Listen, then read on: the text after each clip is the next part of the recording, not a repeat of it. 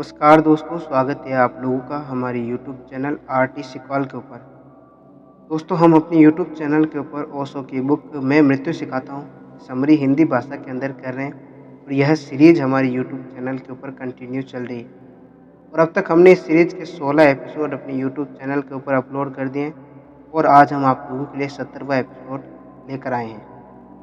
पहले 16 एपिसोड में हमने मैं मृत्यु सिखाता हूँ किताब के 4 प्रवचन को कंप्लीट कर दिया है और आज हम 5वां प्रवचन आरंभ करने जा रहे हैं। इस प्रवचन को शुरू करने से पहले मैं आप लोगों से एक विनती करना चाहता हूँ। आप लोग सबसे पहले ईयरफोन्स को अपने कानों के अंदर लगा लें, जिससे कि आप लोग ओशो के विचारों को आसानी से और सावधानीपूर्वक सुन सकें और इन विचारों को आप लोग अपने जीवन में उतार कर अपने जीवन में कुछ परिवर्तन ला सकें। अगर आप लोगों ने पिछले प्रवचन या फिर पिछले सीरीज के एपिसोड नहीं देखे हैं तो हम लोग उनकी प्लेलिस्ट की लिंक अपने डिस्क्रिप्शन बॉक्स के अंदर दे देंगे। आप वहां से उन प्रवचन को सुन सकते हैं। तो चलिए आज का प्रवचन शुरू करते हैं। मेरे प्रिय आत्मन, एक मित्र ने पूछा है कि मैंने सत्य को या परमात्मा को पाने की जो विधि बताई है, सबका निषेध करके और स्वयं को जानने की, क्या इससे उल्टा नहीं हो सकता है? हम सब में ही परमात्मा को जानने का प्रयास करें, सर्व में ही वही है, भाव करें। इसे थोड़ा समझना उपयोगी होगा। जो व्यक्ति स्वयं में परमात्मा को नहीं जानता है, सर्व में उसे कभी भी नहीं जान सकता है। जो अभी स्वयं में ही उसे पहचान नहीं पाया है, वह और किसी में उसे नहीं पहचान पा सकता है। स्वयं का मतलब है जो मेरे निकटतम है, और फिर तो कोई भी होगा जो मुझसे थोड़ा दूर हो और दूर हो और दूर हो, और निकटतम मैं हूँ उसमें भी मुझे परमात्मा दिखाई न पड़ता हो, तो मुझसे जो दूर है उनमें तो कभी भी दिखाई नहीं पड़ सकता। पहले तो स्वयं में ही जानना होगा, पहले तो जानने वाले में ही जानना होगा। वह निकटतम द्वार है। लेकिन ध्यान रहे, ये बहुत मजे की बात है कि जो व्यक्ति स्वयं के द्वार में प्रवेश करता है, वह अचानक सर्व में प्रविष्ट हो जाता है। स्वयं का द्वार सर्व का ही द्वार है। जो अपने भीतर प्रवेश करता है वह भीतर पहुंच ही पाता है। जो व्यक्ति अपने भीतर पहुंचता है, अपने भीतर पहुंचते ये पाता है कि वह सबके भीतर पहुंच गया। क्योंकि बाहर से हम सब भिन्न भिन्न हैं, लेकिन भीतर से हम भिन्न भिन्न नहीं हैं। अगर कोई व्यक्ति एक वृक्ष के एक एक पत्ते को बाहर से खोजने जाए, सभी पत्ते अलग अलग हैं। अगर एक पत्ते के भीतर भी प्रविष्ट हो जाए, तो वह उस वृक्ष की मूल धारा के अंदर पहुंच जाएगा, जहाँ सभी पत्ते इकट्ठे हैं। एक एक पत्ते को अलग से देखेगा, एक एक पत्ता अलग अलग है, लेकिन किसी भी पत्ते को भीतर से जान ले, वृक्ष की उस मूल धारा में पहुंच जाएगा जहाँ से सारे पत्ते निकलते हैं और जहाँ सब पत्ते विलीन हो जाते हैं। यदि हम अपने भीतर उतर जाएं, हम सर्व के भीतर भी उतर जाते हैं। जब तक हम अपने भीतर नहीं उतरते हैं, तभी तक मैं और तू का भेद है। जिस दिन हम मैं भीतर उतर जाएंगे, उस दिन मैं भी मिट जाएगा और तू भी मिट जाएगा। उस दिन सर्व ही शेष रह जाता है। असल में सर्व का मतलब ऐसा नहीं है मैं और तू के जोड़ का नाम सर्व है। ऐसा नहीं है। सर्व का अर्थ मैं और सब तू का जोड़ नहीं है। सर्व का मतलब है जहाँ मैं न रह गया, तू न रह गया, फिर जो शेष रह जाता है उसका नाम सर्व है। और अगर मेरा मैं अभी नहीं मिट सकता, मैं सर्व का जोड़ ही कर सकता, लेकिन वह जोड़ सत्य नहीं होगा। सारे पत्तों को भी मैं जोड़ लूं तो भी वृक्ष नहीं बनता है, यद्यपि वृक्ष में सारे पत्ते जुड़े हैं। वृक्ष सारे पत्तों के जोड़ से ज़्यादा है। असल में जोड़ अलग अलग है, तो असल में उनमें कोई संबंध नहीं है। जोड़ना ही गलत है। जोड़ने में हमने अलग अलग मान लिया है। वृक्ष अलग अलग है ही नहीं। जैसे हम मैं में उतर जाएंगे, वैसे ही मैं विलीन हो जाता है। स्वयं में उतरते ही तो सबसे पहली चीज़ मिटती है, वह स्वयं का होना है। जहाँ स्वयं मिट गया, वहाँ तू भी मिट गया। प्राय भी मिट गया, फिर जो शेष रह जाता है वह सर्व है। उसे सर्व कहना भी ठीक नहीं है, क्योंकि सर्व शब्द पुराने में मैं ही की भाषा है। इसीलिए जो जानते हैं वे उसे सर्व भी नहीं कहेंगे, क्योंकि वे कहेंगे इसका जोड़ कौन सब। वे कहेंगे कि एक ही बसता है, लेकिन शायद वे एक कहने में भी हिचकिचेंगे, क्योंकि एक कहने से तो दो का ख्याल पैदा हो जाता है। क्योंकि ऐसा लगता है कि अगर एक बच जाता है, एक का कोई अर्थ है ही नहीं दो के बिना। दो हो वही एक होता है। इसलिए जो और समझ पाते हैं वे ये भी नहीं कहते हैं एक ही बच गया, वे कहते हैं द्वैत बच गया। बहुत मज़े की बात है, वे यह कहते हैं कि दो नहीं बचते, वे यह नहीं कहते हैं एक बच जाता है, वे कहते हैं दो नहीं बचते। इसीलिए अद्वैत। द्वैत का मतलब है जहाँ दो नहीं। ये उल्टे कहने की क्या ज़रूरत है, सीधा कहो ना कि एक है। लेकिन एक कहने में खतरा है, क्योंकि एक से दो का ख्याल पैदा होता है। जब हम कहते हैं जहाँ दो नहीं है वहाँ तीन भी नहीं है, वहाँ एक भी नहीं है, वहाँ अनेक भी नहीं है, सर्व भी नहीं है। असल में वह जो हमारे देखने की दुनिया थी मैं के रहते, उसकी वजह से विभाजन पैदा हुआ था। विभाजन जो भी है विभाज्य है, इंडिविजुअल है, शेष रह जाता है। लेकिन उसे जानने के लिए अगर कोई ऐसा करे, जैसा मेरे मित्र ने पूछा, ऐसा अगर करे सब में परमात्मा की कल्पना करें, लेकिन वह कल्पना ही होगी और कल्पना सत्य नहीं है। मेरे पास एक फ़कीर को लाया गया था, बहुत दिन हुए। जो लोग उन्हें लाए थे उन्होंने मुझे कहा कि उन फ़कीर को सब जगह परमात्मा के दर्शन होते हैं। आज 30 वर्षों से निरंतर उन्हें प्रत्येक चीज़ में परमात्मा के दर्शन होते हैं, फूल में, पौधे में, पत्थर में, सब में। मैंने उन फ़कीर से पूछा है कि आपको ये दर्शन किसी अभ्यास से तो नहीं हुए? अगर अभ्यास से हुए हैं तो दर्शन बड़े झूठे हैं। उन्होंने कहा, मैं समझा नहीं। मैंने उनसे कहा, आपने कभी सब में परमात्मा को देखने की कल्पना और कामना तो नहीं की थी? उन्होंने कहा, निश्चय थी। 20 वर्ष पहले मैंने साधना शुरू की थी कि मैं प्रत्येक चीज़ में परमात्मा को देखने का प्रयास करता था। पत्थर में भगवान, पौधे में भगवान, पहाड़ में भगवान, सब में भगवान, उसको मैं देखने का प्रयास करता था। फिर मुझे भगवान दिखाई पड़ने लगे। तो मैंने उनसे कहा, 3 दिन मेरे पास रुक जाएं और 3 दिन कृपा करके प्रयास न करें, सब में भगवान है, इसका प्रयास बिल्कुल ना करें। वे मेरे पास रुक गए और दूसरे दिन सुबह उन्होंने मुझसे कहा कि आपने तो मुझे बड़ा नुकसान पहुंचाया। 12 घंटे ही मैंने प्रयास नहीं किया है, तो मुझे पत्थर पत्थर दिखाई पड़ने लगा है, पहाड़ पहाड़ दिखाई पड़ने लगा है। आपने तो मेरा भगवान ही छीन लिया। आप कैसे आदमी हैं? आपने तो मुझे बड़ा नुकसान पहुंचा दिया। मैंने उनसे कहा कि जो भगवान 12 घंटे अभ्यास छोड़ने से छूट जाते हैं, वह भगवान नहीं था, सिर्फ अभ्यास का प्रतिफलन था। जैसे कोई आदमी किसी पत्थर में या फिर जैसे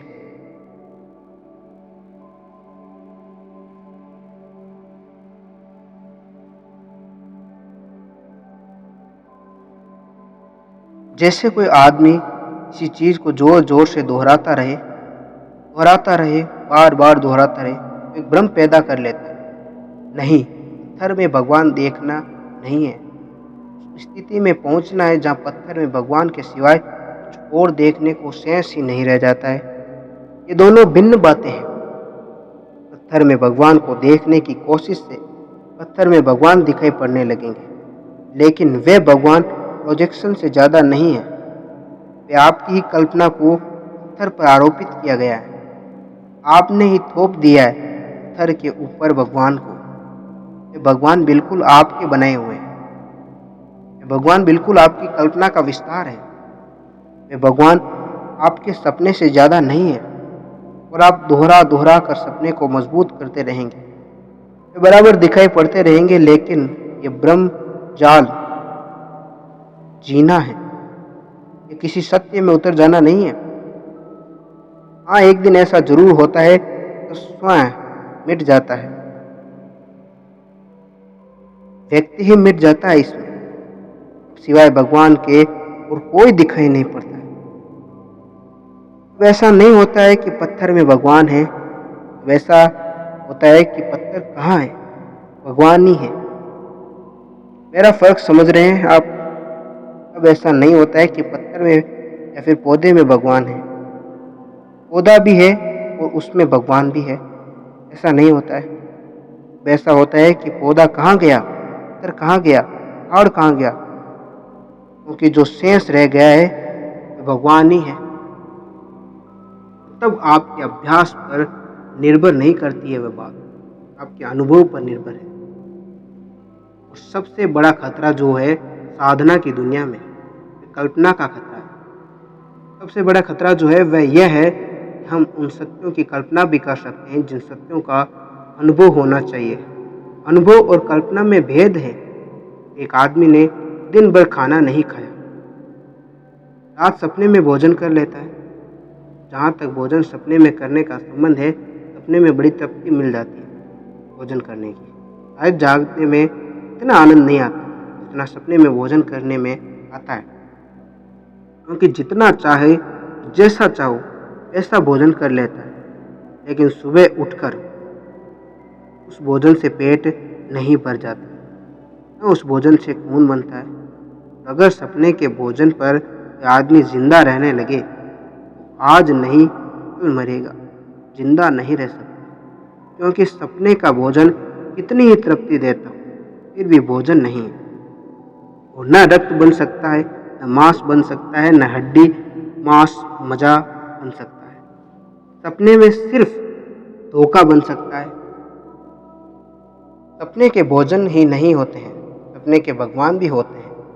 सपने का मोक्ष भी होता है और सपने की शांति भी होती है और सपने के सत्य भी होते हैं। आदमी के मन की सबसे बड़ी क्षमता जो है वह यह है कि वह खुद को धोखा दे लेने की क्षमता है, लेकिन उस तरह के धोखे में पड़ने से कोई कभी भी आनंद को, मुक्ति को उपलब्ध नहीं हो सकता।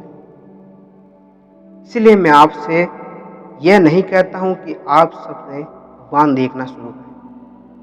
मैं आपसे सिर्फ यह कहता हूं कि आप भीतर देखना शुरू करें वहां क्या है। और जब आप भीतर देखना शुरू करेंगे कि वहां क्या है, तो आप सबसे पहले जो व्यक्ति विदा हो जाएगा वह आप है। आप सबसे पहले विदा हो जाएंगे, आप नहीं बचेंगे वहां भी। पहली दफा आप पाएंगे कि यह मेरे होने का बड़ा भ्रम था, मैं हूं। यह तो खो गया है, यह तो विदा हो गया। भीतर जागते ही मैं पहले विदा हो जाता है, अहंकार पहले विदा हो जाता है। असल में हमने जाग कर नहीं देखा है, अभी तक मालूम होता है कि मैं हूं। और शायद इसीलिए हम भीतर जाग कर देखने में डरते भी हैं कि भीतर जाग कर देखें कहीं खो न जाए। अभी आपने देखा होगा कोई आदमी एक मशाल हाथ में ले ले, जोर से घुमाने लगे तो एक फायर सर्किल बन जाता है, अग्नि वृत्त बन जाता है। कहीं पड़ने लगता है कि आग का एक गोला घेरा है। गोल घेरा कहीं भी नहीं है, सिर्फ एक मशाल है जो जोर से घूम रही है। अगर आप पास जाकर गौर से देखें तो गोल घेरा मिट जाएगा, रह जाएगी मशाल। लेकिन तेजी से घूमने की वजह से मशाल गोल घेरा मालूम होती है, जो कि आग का बना है। दूर से देखने पर लगता है कि आग का वृत्त है, गोल घेरा है कहीं भी नहीं, लेकिन दिखाई पड़ता है। लेकिन अगर निकट जाकर पहचाने तो पता चलेगा कि जोर से घूमती हुई मशाल है, वृत्त झूठ है, अग्निवृत्त झूठ है। ऐसे ही भीतर अगर हम गौर से जाकर देखेंगे तो पता चलेगा कि मैं बिल्कुल ही झूठ है। तेजी से घूमती हुई चेतना के कारण मैं का भ्रम पैदा हो जाता है, जैसे तेजी से घूमती हुई मशाल के कारण वृत्त का भ्रम पैदा हो जाता है। यह एक वैज्ञानिक सत्य है। जो समझ लेना चाहिए। शायद आपको ख्याल भी न हो कि हमारे जीवन के सारे ब्रह्म तेजी से घूमने के ब्रह्म हैं। दीवार ठोस दिखाई पड़ती है, पत्थर पड़ा है पैर के नीचे, कितना साफ और ठोस है, लेकिन वैज्ञानिक कहते हैं कि ठोस पत्थर जैसी कोई चीज है ही नहीं। तब तो हम बड़ी मुश्किल में पड़ जाएंगे। क्या आपको पता है कि वैज्ञानिक मैटर के पदार्थ के जितने ही पास गया है उतना ही पदार्थ विलीन हो गया है। जब तक दूर था तो समझता था कि पदार्थ है, और सबसे ज़्यादा वैज्ञानिक की घोषणा करता है कि पदार्थ ही सत्य है। लेकिन अब वैज्ञानिक ही कहता है कि पदार्थ तो है ही नहीं। तेजी से घूमते हुए विद्युत कण इतनी तेजी से घूम रहे हैं कि उनकी तेजी से घूमने की वजह से ठोसपन का भ्रम पैदा हो जाता है। ठोसपन कहीं भी नहीं है। जैसे बिजली का पंखा जोर से घूमता है तो उसकी 3 पंखुड़ियाँ दिखाई नहीं पड़ती है, फिर कोई गिनकर बता नहीं सकता कि पंखुड़ियाँ कितनी हैं, और तेजी से घूमे और तेजी से घूमे तो फिर हमें लगेगा कि एक टीन का गोल घूम रहा है। फिर 3 पंखुड़ियाँ दिखाई ही नहीं पड़ेगी, इतनी तेजी से भी घुमाया जा सकता है। उसे हम इतनी तेजी से भी घुमा सकते हैं उसे कि आप उसके ऊपर बैठ जाएं और आपको ऐसा पता न लगे कि पंखुड़ियाँ बीच में आ रही या फिर जा रही। आपको ऐसा ही लगेगा कि मैं किसी ठोस चीज़ पर बैठा हुआ हूँ।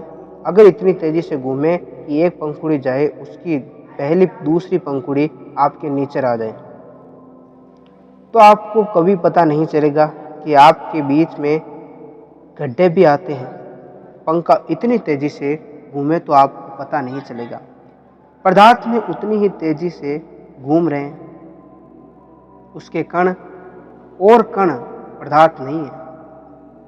कण सिर्फ विद्युत ऊर्जा है, इलेक्ट्रॉनिक एनर्जी है।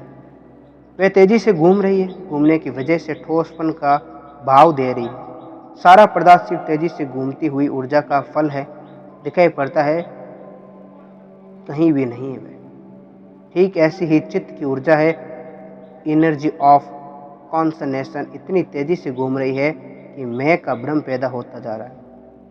2 भ्रम है जगत में, एक पदार्थ का भ्रम, मैटर का भ्रम, और दूसरा मैं का भ्रम, ईगो, अहंकार का भ्रम।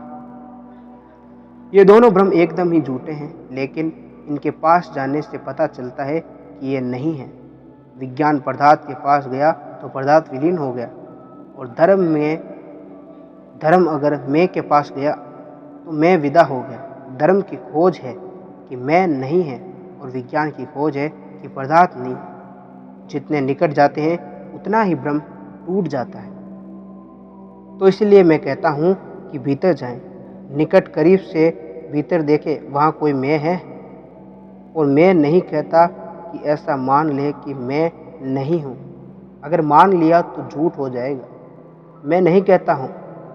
मेरी बात अगर मानकर आप चल गए हैं और आप ऐसा सोचने लगे कि मैं नहीं हूँ, अहंकार झूठा है, मैं तो आत्मा हूँ, मैं तो ब्रह्मा हूँ, अहंकार नहीं है, तो आप गड़बड़ में पड़ जाएं।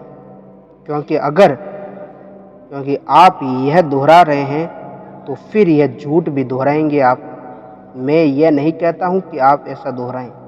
मैं यह कहता हूँ कि आप भीतर जाएं, देखें, पहचानें। जो पहचानना है देखता है, वह पाता है कि मैं नहीं हूँ। फिर कौन है जब मैं नहीं हूँ? कोई तो है। मेरे न होने से कोई भी नहीं है, ऐसा नहीं है। क्योंकि ब्रह्म को जानने के लिए भी कोई चाहिए। ब्रह्म भी पैदा हो जाए इसके लिए कोई चाहिए। मैं नहीं हूँ, फिर कौन है? फिर जो शेष रह जाता है वो कौन है? फिर जो शेष रह जाता है उसका अनुभव ही परमात्मा का अनुभव है। लेकिन उसका अनुभव एकदम विस्तीर्ण हो जाता है। मेरे गिरते ही तू भी गिर जाता है, वह भी गिर जाता है, फिर एक सागर की तरह रह जाता है चेतना का। उस स्थिति में दिखाई पड़ेगा कि परमात्मा ही है। तब तो शायद ये कहना ही गलत मालूम पड़े कि परमात्मा ही है, क्योंकि यह कहना भी पुनरुक्त है। जो हम कहते हैं गॉड इज, ईश्वर है, तो हम पुनरुक्ति कर रहे हैं। पुनरुक्ति इसीलिए कर रहे हैं कि जो है उसी का दूसरा नाम ईश्वर है का ही दूसरा नाम ईश्वर है, इसीलिए ईश्वर है ऐसा एक चीज़ दोहराना है, यह टोटोलॉजी है। एक ही बात को दोबारा कहना है, ठीक नहीं है। आज के लिए इतना ही। मिलेंगे हम लोग आपसे कल नए एपिसोड में। तब तक आप लोग अपना ख्याल रखें।